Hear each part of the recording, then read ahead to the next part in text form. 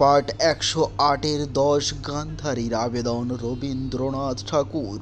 শতবার কর্ণে মোর কি করিলি ওরে, এককালে ধর্মাধর্ম তুই তোরি। পরে পা দিয়ে বাঁচে না কেহে, বারেক যখন নেমেছে পাপের স্রোতে, কুরুপুত্রগণ তখন ধর্মের সাথে সন্ধি করা মিছে, পাপের দুয়ারে পাপ সহায় মাগিছে। কি করিলি হতভাগ্য বৃদ্ধ, বুদ্ধিহত দুর্বল দ্বিধায় পড়ে, অপমান ক্ষত রাজ্য ফিরে দিলে তবু মিলাবে না আর পাণ্ডবের মনে শুধু নব কণ্ঠাভার।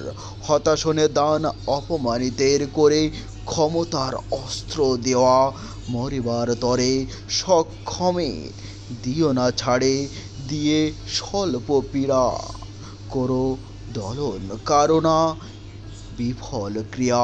পাপের সহিত যদি ডেকে আনো তারে, বরণ করিয়া তবে লহ একেবারে। এই মতো পাপ বুদ্ধি প্রীত স্নেহরূপে বিধিতে লাগিল মোর কর্ণে চুপে চুপে। কত কথা তীক্ষ্ণ সূচি সম পুনরায় ফিরানো পাণ্ডবগণে, ছলনায় বিষজীর্ণ দীর্ঘ বনবাসে। হাই ধর্ম, হাই রে প্রবৃত্তি বেগ, কে বুঝিবে মর্ম সংসারের। গান্ধারী ধর্ম নহে সম্পদের হেতু মহারাজ, নহে সে সুখের ক্ষুদ্র সেতু।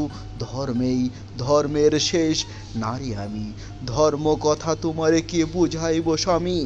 জানত সকলেই পাণ্ডবেরা যাবে বনে, ফিরাইলে ফিরিবে না বদ্ধ তারা বনে।